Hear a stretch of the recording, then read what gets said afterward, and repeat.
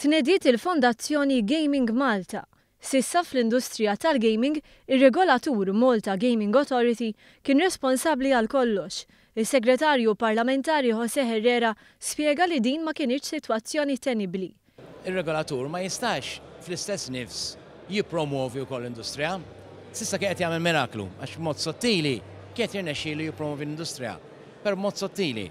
Issa għandna branka li hija ntiża għal l-aspett promozzjonali, naturalment nkun nistgħu morru aktar bil-miftuħ. Gaming Malta allura se tkun qed tieħu ħsieb li tippromovi lil Malta bħala lok ewlieni fl-industrija tal-gaming, kif spjega l-ewwel chairman l-Inġinier Christian Sammut. Tkabbar dan is-suq, ovvjament taħdem mal-awtorità stess biex flimkien inkunu nistgħu nżidu l-investiment li għaw fil-gaming f'Malta. Se tkun ħidma konġunta bejn l-entitajiet kollha involuti.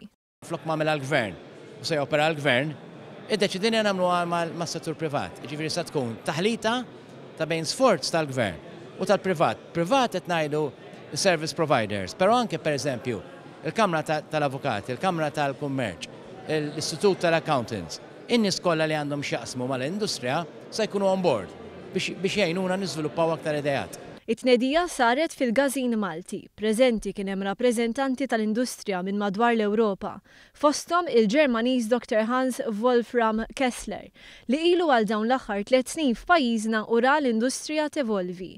Jemmen li Gaming Malta huwa pass importanti l quddiem. Jemmen li fejn jidħol il-Gaming Malta tkun pioniera fil-ħolqien ta' ambjent favur l-operat.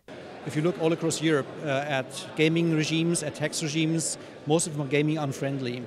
And having a jurisdiction and regulation which doesn't work does neither help the industry nor the customer.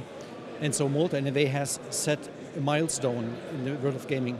Sostna wkoll l-industrija f'Malta sejra tajjeb u li kumpaniji ewlenin għandhom l-intenzjoni jibqgħu jimirħu f'pajjiżna.